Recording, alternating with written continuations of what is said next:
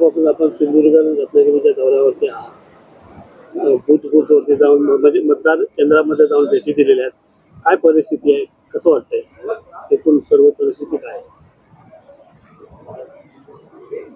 लोकसभेची निवडणूक रत्नागिरी आणि सिंधुदुर्ग विभागाची आज 7 मे रोजी पार पडलेली आहे.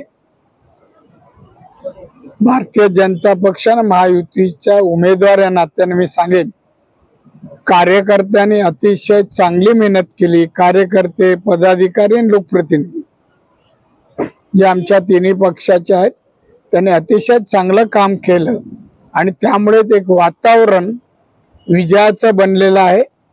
आणि म्हणून सर्व कार्यकर्त्यांना, पदाधिकाऱ्यांना मी धन्यवाद देतो. त्याचप्रमाणे माझ्या पक्षाचे प्रमुख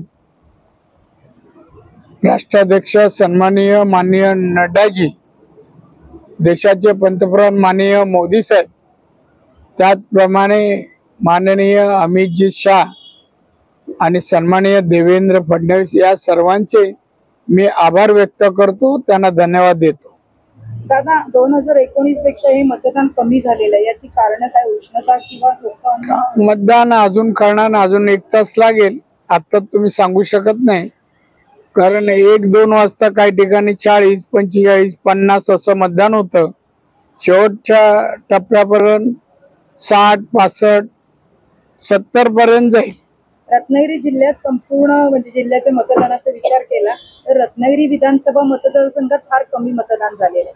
दिवसभराचे आकडे नाही येऊ दे, आले तर काय, आता जेवढे आले कदाचित कमी मतदान पण आमच्या फायद्याचं असू शकतं ना. असं म्हटलं जातं की किरण सामंत सकाळपासून नॉट रिचेबल होते. वैयक्तिक तुम्ही कुठलाही प्रश्न विचारला मी आन्सर देणार नाही, उत्तर देणार नाही. एवढ्या चांगल्या वातावरणात ही निवडणूक झाली, कोणाचा फोन लागणार नाही, नॉट रिचेबल, लगेच ते चालवायचं का? आज मीडियाने ते चालवलं. काहीतरी हवं असतं चांगल्याचा, कोण तुम्ही चांगुलपणा कुठे दाखवत नाही आणि तुम्हाला कॉन्ट्रोवर्सी हवं असतं, ते मी देणार नाही असं काय कॉन्ट्रोवर्सी. किरण सामंत माझा प्रचार करत होता शेवटपर्यंत. उदय किरण यांचं मला अतिशय चांगलं सहकार्य मिळालं. आपले प्रतिस्पर्धी देखील तसा दावा करतात की आम्ही बहुमताने निवडून येऊ. काय आहे, एखाद्या दुकानात माल नसला त्याला कोणीच कसं चालतं होणार? उत्तम चालतं. अरे मालच नाही, उत्तम चालायचं काय? काय आहे शिवसेनेमध्ये राहिलंय आणि कोकणाचा काही संबंध आहे? काही संबंध नाही. तुमचा इंडिया टुडे आहे ना, हा माझा टुडे आहे.